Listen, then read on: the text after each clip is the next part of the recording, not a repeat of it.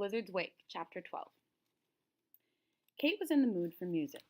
Jesse had stopped playing his records now in his room across the hall, and her father had fallen asleep in his armchair downstairs.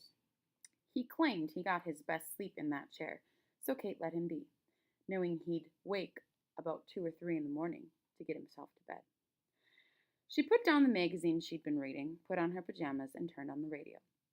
Someone on KFJM was talking about the war, so she switched to WDAY out of Fargo and got a weather report.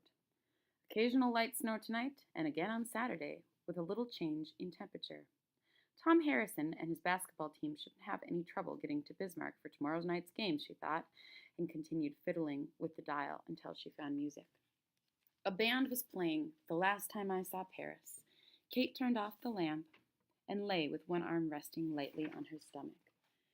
She wondered about the person who wrote that song. She had never seen Paris even once. Kate and her mother had a little game, living as they did in North Dakota. The Sears catalog, the closest they got to fashion. When they wanted something that they knew was unattainable, they would say with a laugh, "We'll buy that when we go to Paris." Anne Sterling had a sense of style, and Kate had only to trust that when something big came along, the senior prom, a bridesmaid dress, a bridal gown even, Mother would know what to look for and where to buy it. Kate herself hadn't the faintest idea. She thought of the dress she'd worn for a 6th grade party, a white dotted Swiss with pink eyelet insets, which Mother had sewn, clearly the prettiest dress there. Kate had loved that dress, but had she ever thanked her mother for it? Had she actually said that she appreciated all the work and time that had gone into those intricate tucks on the bodice? And the perm. It had taken Mother all day to give her, yet it turned out much too curly for Kate's taste, and she cried angrily over it, as though Mother should have known. Weeks later, when the curls began to ease, had she ever said something thanking her for the effort?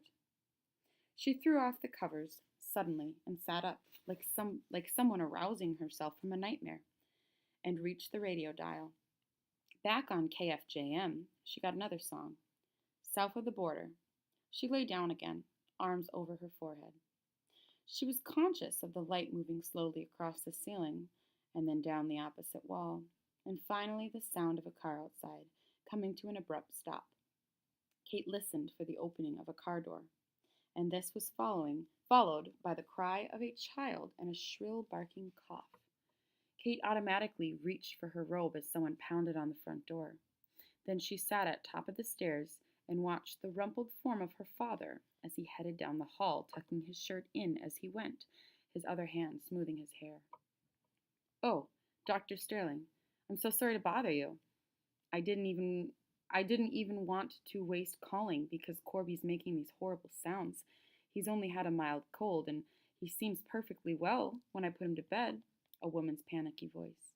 "Bring him in here, Mrs. Daniel. Did you check his temperature? It's a little over 100. Kate leaned her head against the wall. How often she had found her mother here. If Dad needed her in the examining room, he'd call. The child barked again and cried some more, but the mother sounded even more desperate than he did. "It's the croup, isn't it? I was terrified he might not be able to breathe. I remember when I was small and my sister had it, and..." Their voices grew fainter as they moved into the examination room. "Now let's just sit you up here, Corby, and let me feel your neck, that's all." More wails, more whimpers. "His breathing's so noisy, Doctor." "Well, he seems to be getting enough oxygen. I think he sounds a lot worse than he is. Do you own a crop kettle?" "Yes." And then Dr. Sterling's voice calling up to her. "I think we're all right here, Kate." "Okay," she said and went back to bed. One thing she knew, she could never be a doctor.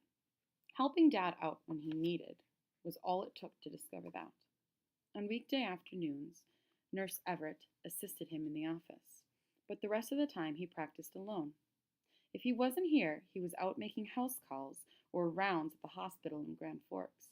His hours had only increased since Mother's death, and Kate knew why. It kept him focused, and when the workday was over at last, he was too exhausted to grieve. Yet, even Kate knew that he preferred to sleep in his chair because he dreaded going upstairs to that empty bed, that single pillow, the empty space in the closet where his wife's clothes used to be. Listening to the child whimpering and coughing below, Kate thought of her mother trapped in the car. Who could say whether she died instantly or lived on for 15 or 20 minutes in that mangled body? Zeke Dexter, when your time comes, may it be slow and painful, she whispered, even though she promised herself that thoughts like this were behind